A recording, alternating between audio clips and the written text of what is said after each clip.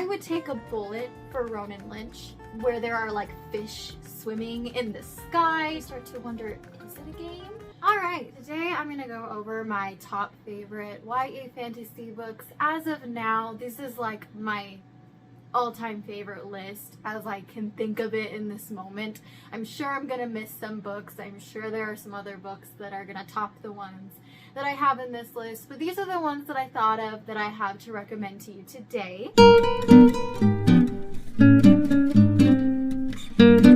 So the first book is a series I just finished, and that is The Raven Boys by Maggie Stiefvater. I don't know how to say her last name, but this book is so good. The writing style just hooked me right off the bat. It has such a unique, clever writing style that just is so immersive but easy to read. It's just incredible, and the characters are so vivid, and I adore every single one of them. I would take a bullet for Ronan Lynch. I really would. He has my heart. He is such an amazing, well-realized character. So this book, we follow 4 teenagers who are an unlikely group that come together to hunt down this lost king. The Glendower, he's the Welsh king that was supposedly brought over into Virginia and buried, and he is asleep but still alive, and if you find him, he's supposed to grant you a wish. So we have Gansey, who is kind of the leader of the group, and he is the one that is very obsessed with Glendower, and then Ronan and Adam are his friends that kind of follow him, and then we meet Blue, who is the daughter of a psychic, and ever since she was little, all of her psychic family has said there's this prophecy about her that her true love, if she kisses him, he will die. And so that is kind of the premise of the story. There's 4 books, and it is so, so good. The next one I have is The Girl Who Fell Beneath the Sea.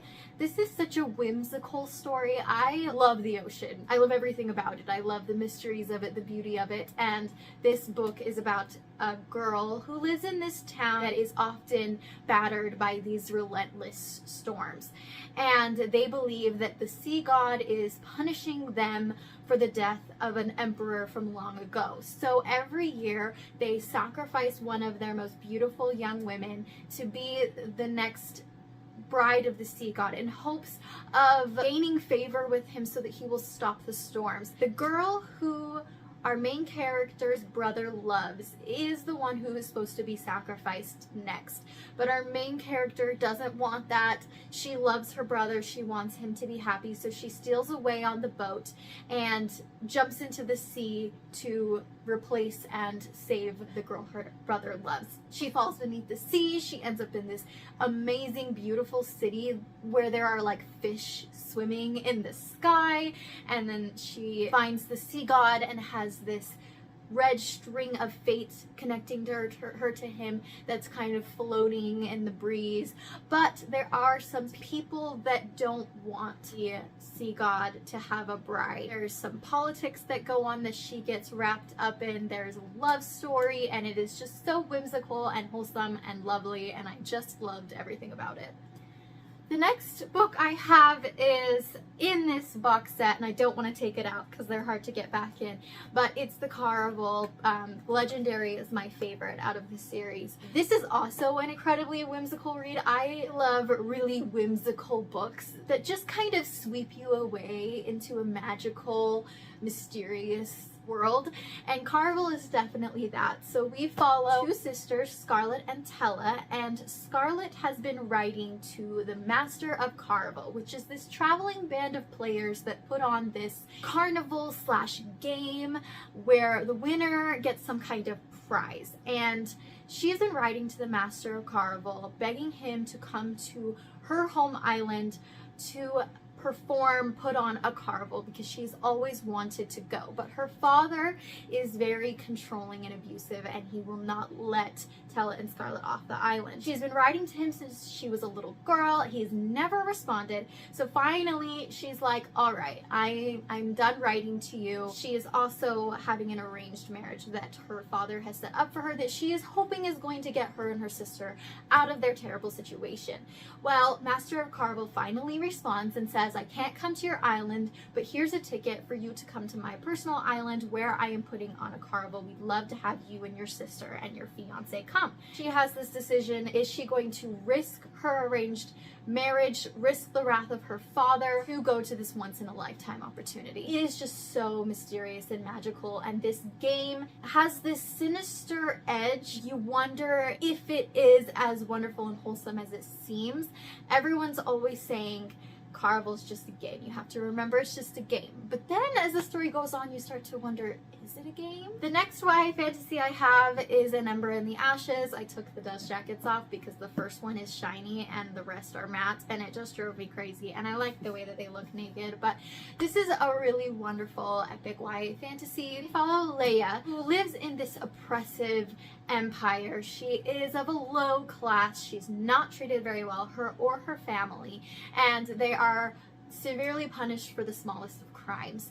There are these things called masks that are basically the empire's enforcers. They're very brutal, very good at what they do. You do not want to be on the bad side of a mask. Well, she has a brother who has very strong opinions about the empire's oppression, and he feels the need to do things about it. He commits little crimes to try to help people. He gets caught, and the masks take him and throw him in prison.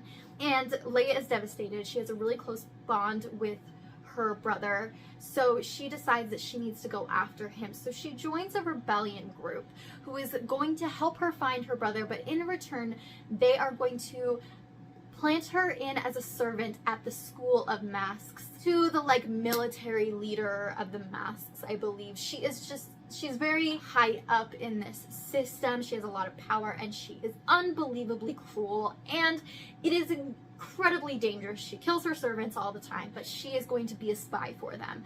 We also follow Elias, who is in training to be a mask, but he doesn't believe in the Empire. He doesn't believe in anything they stand for, and their paths intercross, and that's kind of where the story kicks off. I really enjoyed this series. I found it to be very epic. It's incredibly fast-paced. I mean, it is just boom, boom, boom, scene after scene, and it just sucks you in, and I just love this book. It's one of my favorites.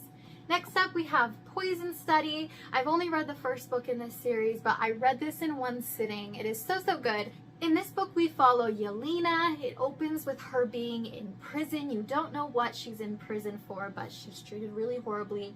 She's been in prison for a long time, and today is the day where she is supposed to be hanged for her crimes. And instead of taking her to the gallows, they take her to the head of the military in this world. The government system is kind of military focused, so he is second to the king of everything. He presents her with an opportunity to either go and hang for her crimes, or she can become the poison taster for the king. So basically, she would taste test all his food for poisons.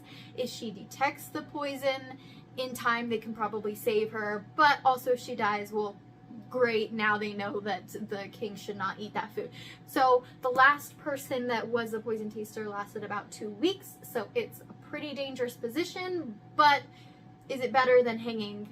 Because at least she might be able to live. So she has to make a decision. There is a really, really great romance in here. I love the romantic interest. He is such a great character. She is so dynamic. She is definitely not a set piece in any way. She is got her own talents and abilities, and she's clever, and I really enjoyed this story. Lastly, we have The Grey Friar, which is my favorite vampire book of all time. The premise of this is that in the year 1870, the vampires rose up from the shadows and waged war on the humans and took over the entire northern hemisphere of the world. The humans that were left in that hemisphere became kind of cattle for them, and everybody else fled to the south. We follow the heir to the Equatorian Empire. It's a very wide scoped book, and it's actually told omnisciently, which kind of means that you head hop from character to character, but it's very grounded in the perspectives, in the characters. You don't feel like you're getting a bird's eye view of the story. You do feel very grounded